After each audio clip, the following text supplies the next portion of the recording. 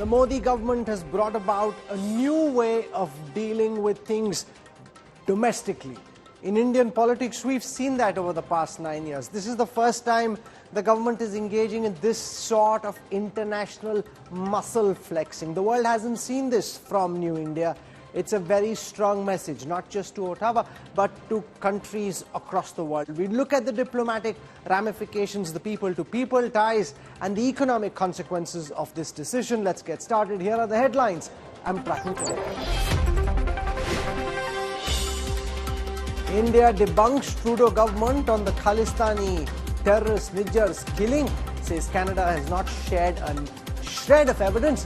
India calls Canada a safe haven for extremists and terrorists.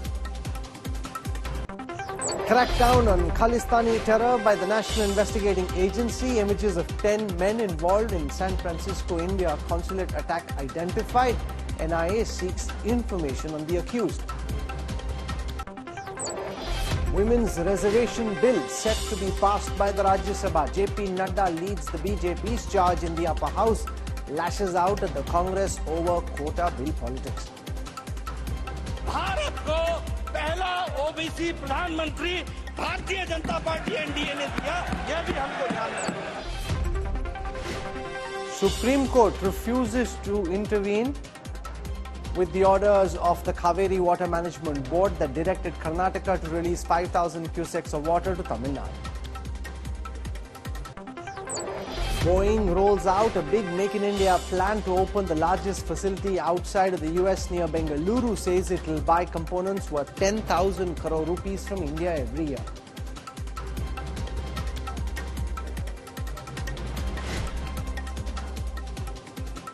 India has raised the pitch against Canada by suspending visas for Canadian nationals. New Delhi has also debunked the Trudeau government on Nijjar's killing and has accused Canada of becoming a safe haven for terrorists and extremists. It's a breakdown of ties between India and Canada, which is now visible for the world to see. It is an all-out diplomatic war between India and Canada. Terming Canada a safe haven for terrorists and extremists, the Indian government decided to suspend the visa operations in Canada due to operational reasons. If there is any country, if you're talking about reputational issues and reputational damage, if there's any country that needs to look at this, I think it is Canada and its growing reputation as a place, as a safe haven for terrorists, for extremists, and for organized crime. And I think that's a country that needs to worry about its international reputation.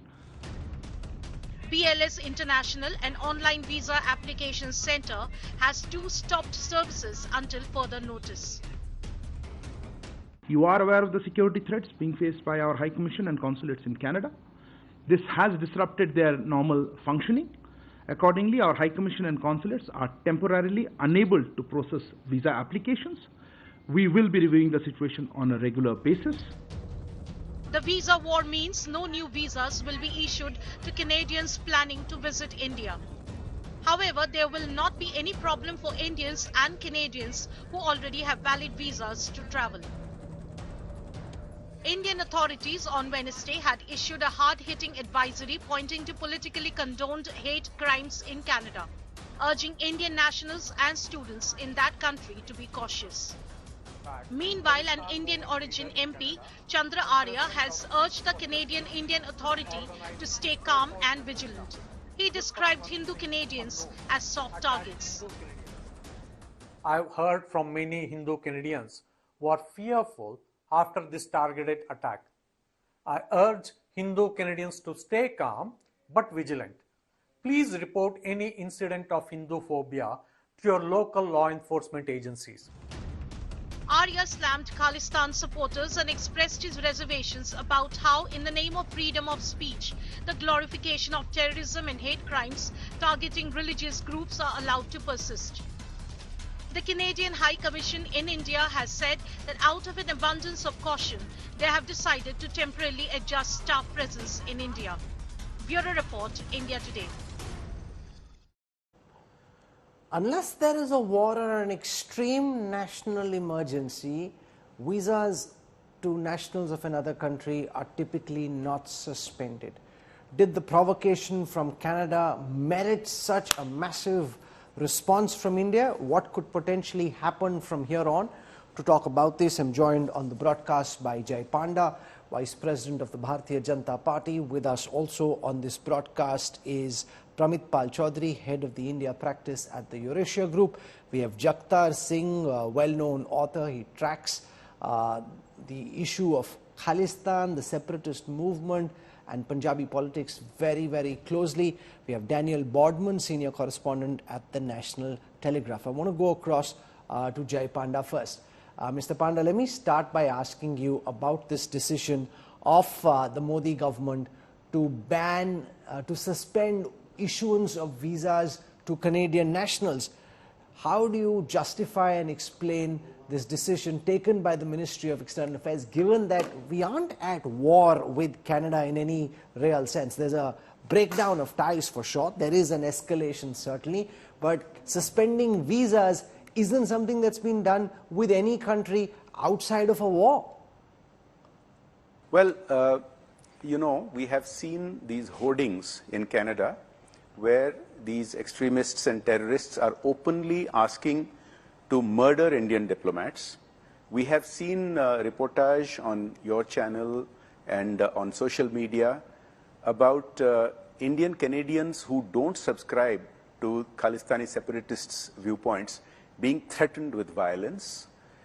We have seen innumerable instances where what Canada is doing in tolerating such elements, in appeasing them, in providing them a platform is you know, nothing short of an extremely hostile action. And you know, this is a different India.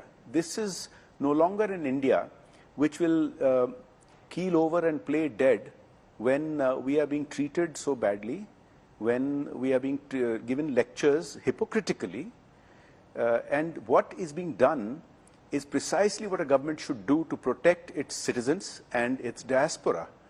And so it makes sense because so many of these terror operations in India have happened with planning in Canada, with involvement of terrorists who are sheltered in Canada. So we do have to be careful about who comes in and who doesn't. I think in light of recent developments, there has to be fresh scrutiny so that India and Indians are protected. You floated this idea that India should maybe back a Quebec referendum or start supporting Quebec separatists. This started generating a lot of chatter. Do you want to build on your theory in terms of how you believe we could do to Canada what the Canadians are doing to India, and then we'll see how Ottawa reacts? Well, as you know, of course, that tweet was a sarcastic tweet, but it does have a basis in truth, in reality, and realpolitik. Canada also has separatist movements, the most prominent of which is Quebec. And if they give shelter to terrorists who orchestrate violence against Indians and against Canadians actually also, for a separatist movement, then my sarcastic tweet was that we should return this friendly gesture of sorts.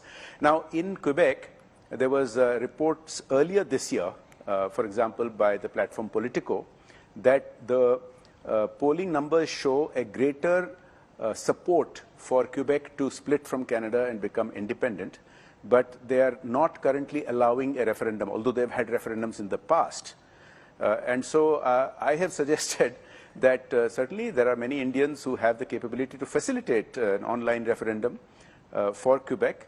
And there are elected representatives in Canada, such as Paul Plamondon of the Parti Québécois, who is an elected legislator in Canada, who has been going around meeting political leaders in Europe and other places to explain their position. And so I've said, certainly we should also be open to hearing their position, and I would be more than happy to host an interaction here in Canada to listen to them. You've spoken about receiving a threat and whoever called saying that they'll do to you what they did to Naba Das, the slain Orissa cabinet minister, was shot by an ASI in broad daylight in your home state. How concerned are you by these threats, which somehow seem to have come soon after you put up the idea of a Quebec referendum? Look, I don't want to make any further comments because Delhi police are apprised of it and they're investigating. I don't think I should add to that, except this much, that yes, Naba Das was an Odisha, a former cabinet minister in Odisha, who was shot dead by his former PSO in broad daylight. And of course, Odisha has seen a dramatic surge in crimes of all kinds. And this was a shocking political murder. And the person who made that threat call to one of my team members very specifically said that I would face the same fate as Naba Das. Now, I can't comment on whether it is related to any of the other issues we've been talking about. In fact, I shouldn't comment on it at all, except I have full faith in the police and in Mahaprabhu Jagannath. No harm can come to anybody unless their time is up with the Lord of the universe. Now, there are at least 2.5 lakh Indians studying in Canada, many in queue, waiting for their PR, waiting to go. They're very concerned by this decision. You know, you're wanting to send a message. What happens if Canada retaliates? There are many more people wanting to come from Canada to India than there are from India to Canada than there are from Canada to India. And, you know, in this diplomatic face-off, you know, there are lots of people who are deeply concerned by the decision your government has taken. First of all, let me reiterate that the Modi government's first priority is the safety of India, the safety of Indians, both living in India and the wider diaspora around the world. And, you know, this is not make-believe. These are real threats. Your channel has shown it, other channels have shown it on social media. Anybody can see the kind of threats, open threats being made by these Khalistani terrorists against Indian Canadians, against Indian citizens who are in Canada, who are students. Many of them have faced violence. Many of them have faced threats. So I think the first priority is to take care of that. And we must also recognize that it is a colonial mindset where on the one hand, the Canadian leadership has been providing shelter to terrorists and giving us lectures. It's hypocritical, making allegations that are without a shred of evidence, which is being questioned not only by Canada's opposition leader, Monsieur Poilievre, but also by journalists in Canada, by journalists around the world. They're not getting support from the G7 nations in the way they had hoped for. And the final thing I would like to say is, it is a relic of a bygone era to think that Indians have to necessarily go to Canada to get studying and job opportunities which weren't available in India in those days. It's a very far cry. India is the 5th largest economy, the fastest growing. There are more opportunities here than currently being created than virtually anywhere else. Also, there are study opportunities emerging in India and other friendly nations. I think we should keep all of this in mind in keeping the main objective of the safety of our people first. Okay, you're taking the position that you are. Many who are watching will still want to go to Canada, and that's just the reality despite the economic potential of our country at this moment. Thank you very much, Jai Panda, for joining us. I want to go across first to Pramit Pal Chowdhury on this decision. Have you ever heard of a decision like this? Did you anticipate that India would suspend visas for Canadians wanting to come to our country? Do you think we've done the right thing, Pramit? Look, it's a temporary suspension, and it's partly, as the spokesperson said, a consequence of the need to change the administrative structure of how they handle visas. I think there's an additional reason, which the government will not state. They assume that they will face potential backlash from Khalistani groups in Canada, or ones who may come to foment problems. So they will try to tighten, and I think that's a standard operating procedure in something like this, tighten the scrutiny of visas being issued. I believe they're planning, for example, a lot of the OCI, PIO cards may be reviewed. These are for people of Indian origin, as you know, and are effectively just long-term visas because of this concern. So I don't think that's a surprise. As he said, the spokesperson said it's temporary. Canada will Canada retaliate? Canada will ultimately, the Canadian High Commission, I suspect, will anyway, was already at a 5-month backlog for visas in India. It was very difficult to get a visa of Canada just for administrative reasons. That will now obviously become even more difficult. Just entering the Canadian High Commission because of security reasons now is difficult. So therefore, yes, the visa... No, but are they likely to respond by saying, you've suspended visas for our nationals, we'll do the same to yours? Curiously enough, I don't think so. I don't think either government really wants to go down the path of a permanent breakage of these type of relations. There will be certain there will be a certain degree of signaling, shall we say, between the two sides. But fundamentally, there will be no major. Neither government really wants to escalate. In fact, Prime Minister Trudeau has made that very clear publicly. And if you talk to Indian officials, they say Canada is not really a threat or an enemy of India. What we do have is a specific problem, which is that this specific government of Canada, they did not have this problem with the Harper government beforehand. In their view, is not responding, has not responded to Indian concerns about Khalistan extremists. And keep in mind that while there has been references only to about the rhetoric and the language being used, that's not the real issue. The real issue is very straightforward. There have been at least 3 to 5 terrorist attacks in Punjab since 2016 in India. And these are not just defacing of temples and stuff. These are actual attacks on police stations and so on, where people have died, or at least attempts have been made to kill people. Intelligence agencies don't care about temples being defaced. That's not important to them. And almost 3/4 of them have a link to Canada. And they have found it very difficult to get should we say, a proactive response from the Canadian government on these issues. I want to go across to Jagtar Singh, who's tracked Punjab politics, the Khalistan movement for very long. Mr. Singh, welcome. How is this playing out, in your view, in Punjabi society, across the length of Punjab, in India?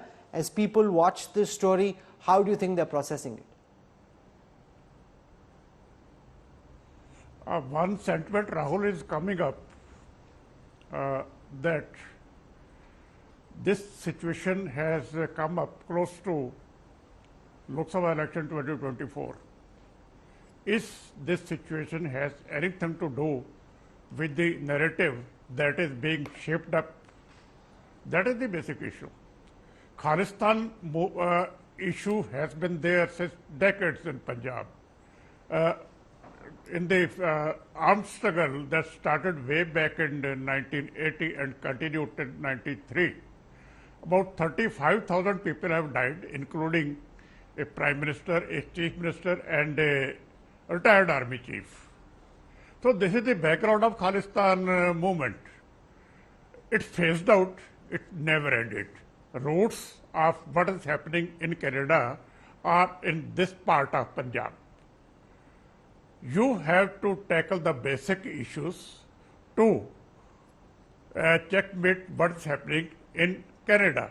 Canada is just an offshoot of the basic issues that no, but the fact, are Jagtarji, being is in this part of Punjab. That apart from the embers of the Khalistan movement, for all practical purposes, the movement is dead and gone. There is no separatist, active, secessionist movement in Punjab in the way that there was in the 80s and the 90s. That's now in the past. So this is really just trying to flog a dead horse. Exactly. Let me explain. It was never a movement in the democratic domain. The only 2 expressions in democratic domain of this movement were 1989 Lok Sabha election, when Sivaji Singh Man and 5 of his associates were elected with a thumping margin. 2, election boycott of February 1992 was again a reflection of the mass support of the struggle at that time. It died down, it phased out. It never died down. You can't kill an idea with a bullet. That is the issue. Idea can only be killed at the political level. Political level ideas must come from the ruling people. I agree with you. There's no movement as such, but the idea is there and the sentiment is there. Both things you have to understand in the context of Punjab. Why was the even peaceful democratic farmer struggle was dubbed as Khalistani struggle by the right wing? Why this issue should crop up time and again? Why should a cricketer be labeled as Khalistani? Somebody has to give the answer. I don't. If even a cricketer is labeled as Khalistani, somebody has to explain at the top what is this happening? Why this behavior? Why Kisan struggle should be labeled as the Khalistanis if there is no movement? You are contradicting yourself, Rahul. Okay, while there were some ministers who labelled the movement as being funded by Khalistanis, there were many others who clarified to say that that is not the government's view either. I want to go across to Daniel Bodman at the National Telegraph. How is this playing out in Canada? What is it about Justin Trudeau which doesn't see him acknowledging the threat posed by harboring terrorists? This is almost as if Canada becoming the new Pakistan, despite knowing the dangers of these gangsters, these mobsters to Canada and to the relations with India. He simply is doubling down. Is this just down to his domestic politics in your view? Yeah, there's some domestic politics coming down here, and I can understand why India is quite frustrated with our Prime Minister. On the acquiescence to terrorism thing, I understand where India is on the Khalistani issue. Let me just give some context on Justin Trudeau the last couple of years. You might remember ISIS, the Islamic State in Iraq and Syria, who went around murdering, pillaging, enslaving. Well, when they were coming back to Canada and being defeated, the Conservative Party raised concerns about returning ISIS fighters. Thought it was a bad thing. Justin Trudeau got up in Parliament and stated proudly, that's Islamophobia, and quote, the returning ISIS fighters can be a powerful voice for de-radicalization. So Justin Trudeau is a leader, and Canada is a country where our plan to fight radicalism is literal ISIS fighters. And the way we're going to de-radicalize them was with poetry. That was literally in the government's de-radicalization handbook. So we're going to use poetry and ISIS fighters to combat terrorism. This is Justin Trudeau's Canada. So yeah, the Khalistani movement's been allowed to fester here since 1985, and when they blew up the Air India 182. And we like to dick our heads in the sand. The trial was an absolute miscarriage of justice. It was a catastrophe. Things were lost. Affidavits were thrown out due to political assassinations that should never have been thrown out. And only one guy ended up getting arrested and the rest got off scot-free. And they went on to grow the Khalistani movement, which has festered. As we said, we've ignored when they got on TV and said, Hindus, kill, kill, kill. And we just ignored. And then it is now manifested in this massive geopolitical conflict that we've gotten ourselves into, where we have the leader of the third party propping up the government. We're in a coalition, sort of, by not name. He's openly aligned kind of with the Khalistani movement. It took him 3 tries, took Jagmeet Singh 3 tries to say that blowing up an airplane was terrorism, bad, and not a conspiracy done by the Indian government. So this is like the second most powerful man in the country. And then you have Justin Trudeau. No, but outside Trudeau, what the Justin Trudeau government is doing, Daniel, how is this being looked at by normal Canadians? Do they support the Trudeau government, or are they just tearing their hair apart and saying, don't you see the risk of supporting terrorists?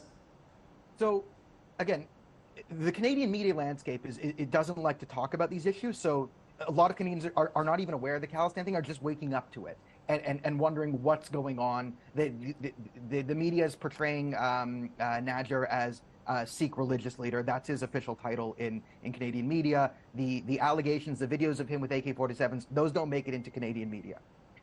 It's just the pretty much the 75% of what goes through our mainstream media is kind of liberal government press releases by proxy. So to not see the danger in Canada, it can be understood. But Canadians are starting to wake up to this story because it's affecting them. The visas is a massive bloody nose to Canada. Canadians like to be seen as the reasonable younger brother to Americans where nothing bad ever happens and we're all very reasonable. Canadian society, let's say the elites, the upper middle class, they get really riled up when international media starts to cover Canada in a negative light. This is when they panic. So now that something actually is manifested, visas are being suspended, there's going to be real world consequences. People who have Indian friends, which is everyone in a metropolitan city in Canada, they're going to start to hear about it in their lives. They're not going to like it. So it's morning. It just started, but this is now huge news in Canada. It's going up. And this will, this will hurt Justin Trudeau, but he's so unpopular. He was at lowest popularity, 15 points underwater. The NDP is also collapsing. So he has this cult of personality left to support him, and they'll support him no matter what. So he was under fire for the Chinese foreign interference and the CCP, helping out the Liberal Party get elected. And, that might have taken him down. So he starts a brand new controversy by picking a fight with India. I'd say single-handedly, but maybe it's two of them. It's Justin and Jagmeet. It's two people versus the 1 billion plus people in India. And it's not going to go well for them. Canadians are not going to like this. We like being seen as a friendly country that gets along with everyone, and there's no problems here. We love maintaining that image. And when that image is threatened, Canadian society wakes up and then goes into self-correct mode. So I would expect the rhetoric in Canadian media to start to change over the next few days now that the average Canadian actually wants to know something about this story. It's affected them.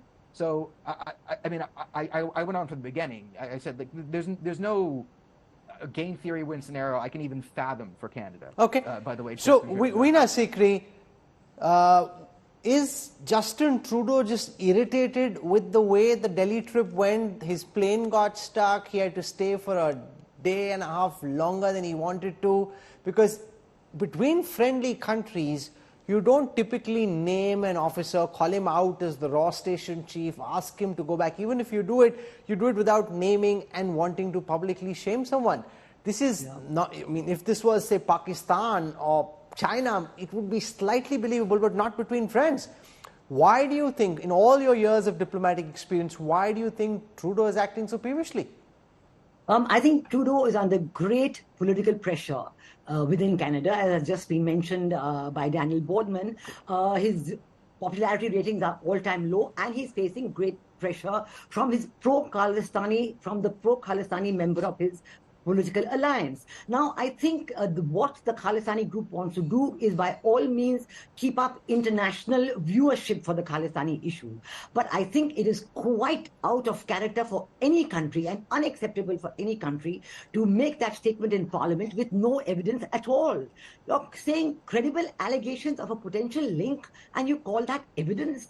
This is absolutely unheard of in diplomatic parlance, where you actually are willing to bury your bilateral relations with that country for your own domestic considerations. And I think this is not a one-off issue, as Pramit has mentioned. I think the Canadian views on the Khalistanis go back to 1985, the Kanishka bombing, and after. Red corner notices approved by Interpol have been given to the Canadian government over the years about various Khalistani separatist and extremist activity in Canada. They have taken no notice of it. They've been ignoring it all the time. What do you think will happen next? Is Canada likely to retaliate? Will they also stop granting visas to Indians? Because that's what people who are watching at this moment are maximum concerned about. Well, they might well do that. They might stop the functioning of their visa section as well. There is also something that our spokesman said today, that the size of the Canadian High Commission in Delhi is much bigger than the size of the Indian High Commission in Ottawa. So maybe there'll be a call for a parity there. I think it's something very clear that India cannot be accused like this without any serious evidence. And all the other countries, UK action was taken, the Khalistanis acted, Prime Minister Rishi Sunak gave a strong statement. USA, the Khalistanis acted, there was a strong statement. Why in Canada, when their own Quebecois separatists are, slammed down immediately, when the truck drivers are slammed down immediately? For the Khalistanis, it's freedom of expression, it's freedom of conscience. This is a completely different treatment. And Hindu temples, even today, Hindu temples have been attacked, and this is being allowed. That, places of worship of a certain community are being crashed. Why? Graffiti is being issued. Why? It's being tolerated. Why? It's inexplicable. And there has to be a serious explanation, or this will continue. There is no way in which the Indian government, which has so far taken a correct and justified stand on the absolutely false allegations made by Justin Trudeau and his government, India cannot continue this to the logical conclusion unless Canada sees the wrong of what is done and retracts. But Charlotte Littlewood, Justin Trudeau spoke of credible allegations. There is credible evidence and there is allegations. Credible allegation sounds like a bit of an oxymoron. You've gone literally to war, diplomatically speaking, with India without sharing a shred of evidence to back that charge. Why do you think Justin Trudeau, pressed the nuclear button in this fashion? I think there's quite a few things going on here. I think Justin Trudeau has been ideological, but also he's in a critical point in his own election campaign, and he's really struggling, and this is a swing vote for him. So there's politics, there's his own ideological indoctrination, and I think when we look at whether or not there is evidence for this, we don't know, we don't have access to that, but we can look at the kind of sources he may have relied upon and the people he keeps as friends. We know that on his visit, his last visit to India, he sat down and had dinner with a gentleman who has been convicted in Canadian courts for the attempted murder of an Indian official. So we know the kind of company he keeps. We know who he's also in a coalition with. So we have to understand that both politically and ideologically he is compromised. And then if you look at the UK, even recently we had a Khalistani activist who proclaimed his support for Khalistan on his deathbed, and he died in hospital from cancer. And the allegations have been rampant that this was an India inside job. So this is typical Khalistan textbook strategy to put everything on India. And at the same time, since Monday, there has been another killing in Canada, an inter-gang Khalistan slightly related Sikh gang murder. So we're seeing the same thing happening, similar to the Nijjar incident, again since Monday. So this is something that takes place, and I think Trudeau, for political reasons and for his own indoctrination, his own belief system, unfortunately, has said the wrong thing prematurely. Okay. Meanwhile, Khalistani sympathizer Sukhdev Singh has been killed. He was shot 9 times in the head in his own house in Canada's Winnipeg City. Gangster Lawrence Bishnoi has claimed responsibility for the murder.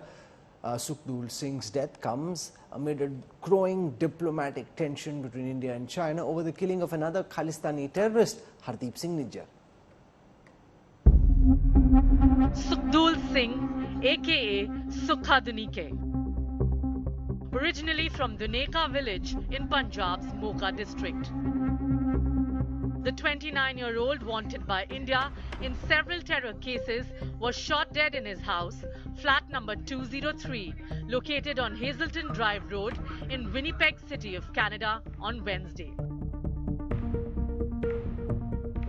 Sukhdev Singh is in aid of Khalistani terrorist Arshdeep Singh, alias Arsh Dala, who is also wanted in India.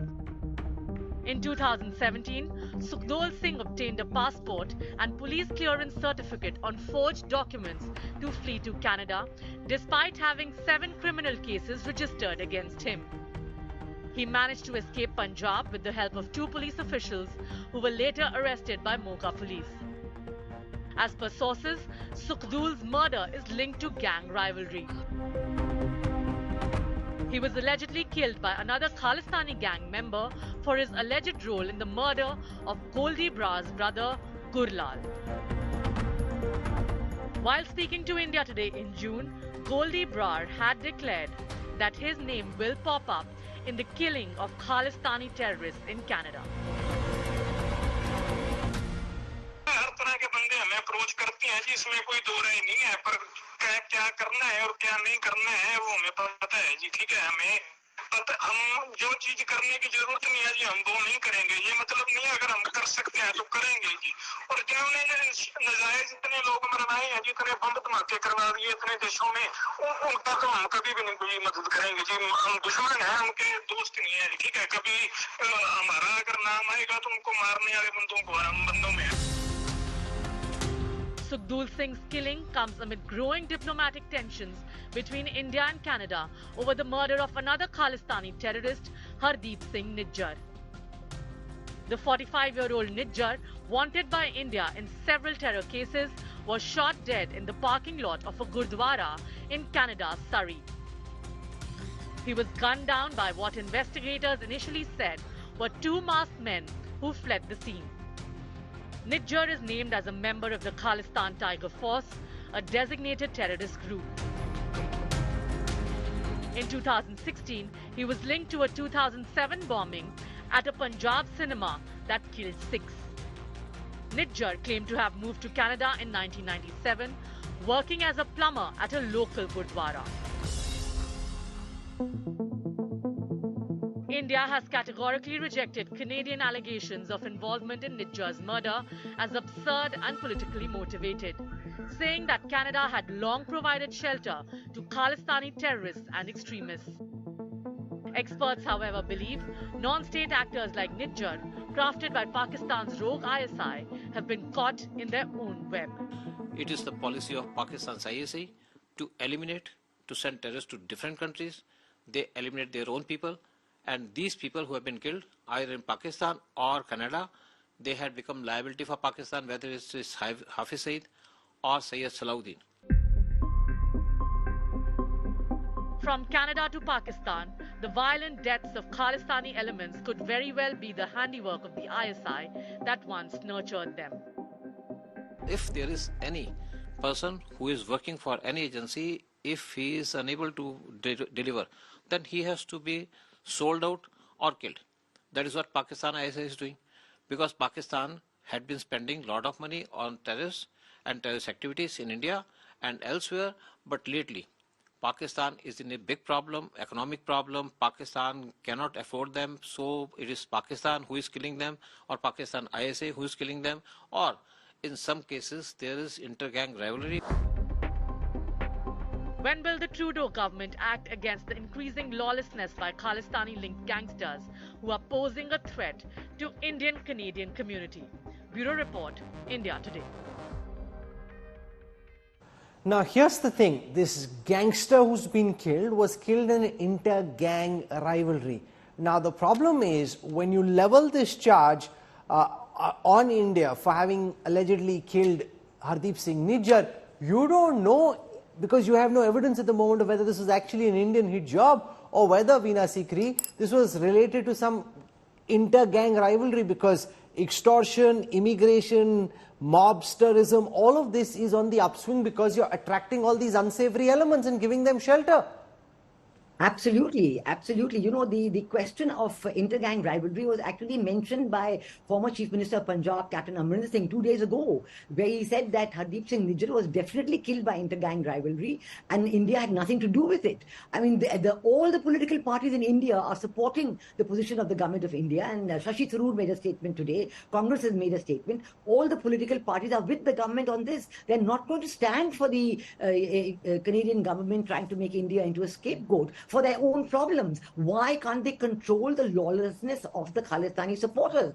It's their own political internal problem, but they cannot try and blame it on another country. And I think that this question of the ISI support is very much there, because we know that across the border from Punjab, the whole question of bringing in weapons and drugs from Pakistan is continuing all the time, including through drones, and the support for the Babbar Khalsa people who are living in Pakistan is there as well. So, you know, what is happening in Canada is an extension of what Pakistan is trying to foment elsewhere. So the connection, the connectivity between these two is absolutely unacceptable, that Canada should take it anyway. Pramit Pal Chaudhary, you study the national security apparatus closely.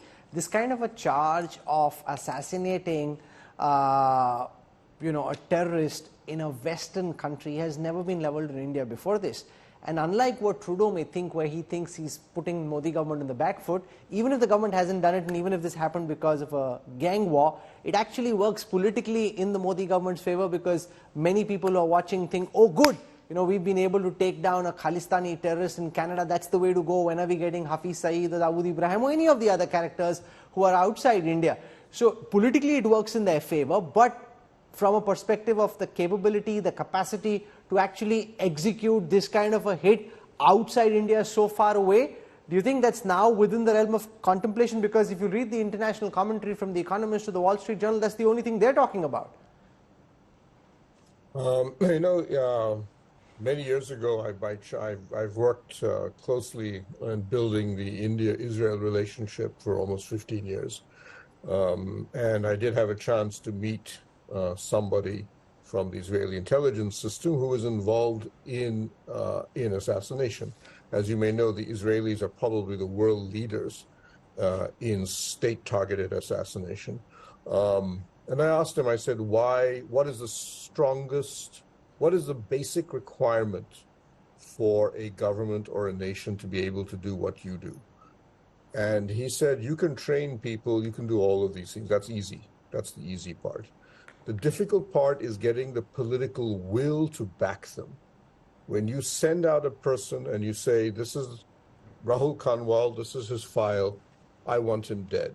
He is an enemy of the state.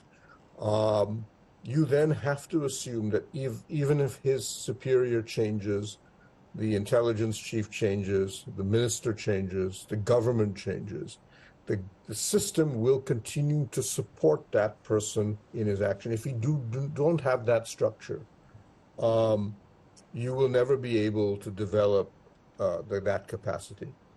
So obviously we now have had an extraordinarily stable government system for about 10 years now, which presumably has taken a very hard line on security. And I believe, and I know, in fact, that it has taken the idea of developing targeted killing as a policy seriously. So I could see that now having been developed. Plus, we also happen to have a very good relationship with Israel. So if we need to have a country that would help us learn how to do such a thing, we do have that country. So I could contemplate that. I could see that developing. We probably have that capacity in the South Asian region. If you've noticed, 2 IC-814 people involved in that hijack have been killed recently in Pakistan. So we can only speculate, but I would say the weather vanes are pointing towards the possible likelihood that we have developed that capacity. Canada, though, is very far away. And it's a question that we can't answer, obviously, here, or none of us would know whether we have developed the capacity to go that far. But I would see it as in the realm of possibility, yes. You know, here's the point, Jagtar Singh. Most people watching at this moment would actually support the idea that if there is a known terrorist, the likes of Hafiz Saeed, Tiger Memon, Dawood Ibrahim, Syed Salahuddin, Masood Azhar, go out and take them down. Canada does it, China does it, Israel does it, America does it all the time. If all those countries do this and nobody has a problem, why complain about India doing this? And in that report we saw, this killing could possibly also be down to a gang rivalry, which also could explain why the Indian government has come down so hard. If they thought they were guilty, or if evidence could emerge which would put them in the dock, then they wouldn't have gone out so strong. If they've gone out, they're convinced that they are clean, that this is probably a gang rivalry, and that they aren't to blame. There's nothing wrong if India has acted this way. I appreciate, by the way, efficiency of the Indian agencies. If they have done it, as you say, everybody is doing it. Israel is doing it, Russia is doing it, US are doing it, China doing it. But I think we are giving too much importance to ISI. Pakistanis are the people who can't manage their own country. I think ISI is the only very efficient branch. Rest, they can't manage their own country. Now coming to your basic point, issues must be addressed, no doubt about it. I don't go by the means, I go by the end results. I appreciate if this has been done by an agency, and it can't be admitted. That is the problem. The problem will arise only because Justin Trudeau has raised the issue on the floor of the House in the Parliament, and Five Eyes countries have not rejected that credible allegation. That is the problem. No, but they haven't said that they've seen any evidence either. There is no credible allegation. That's a bit of an oxymoron. So there is an allegation. There is credible evidence. What is a credible allegation? Amongst the people on whose allegation this is based are the likes of Pannu, who naturally will say this. He's putting out a hit on Indian diplomats. That is not okay. Communities are being put under pressure. put in the crosshairs. This is completely unacceptable, and this is not how friends deal with each other. We just heard from our guests in Canada about the low popularity of Justin Trudeau himself and the trouble his government is in. But to use external politics for domestic purposes is a very dangerous trope, and this could backfire very badly on Justin Trudeau. The Indian government has come out all guns blazing. It will be interesting to see what happens next. I want to thank all our guests for joining us. Charlotte Lilvo, thank you very much, ma'am. Daniel Bodman, Pramit Pal Chowdhury, Veena Sikrin, Jakhtar Singh. We will track this story. Massive interest, not just in India, internationally around. This face-off between India and Canada, this hasn't happened before. India has never been accused in this fashion. India has never retaliated in this fashion.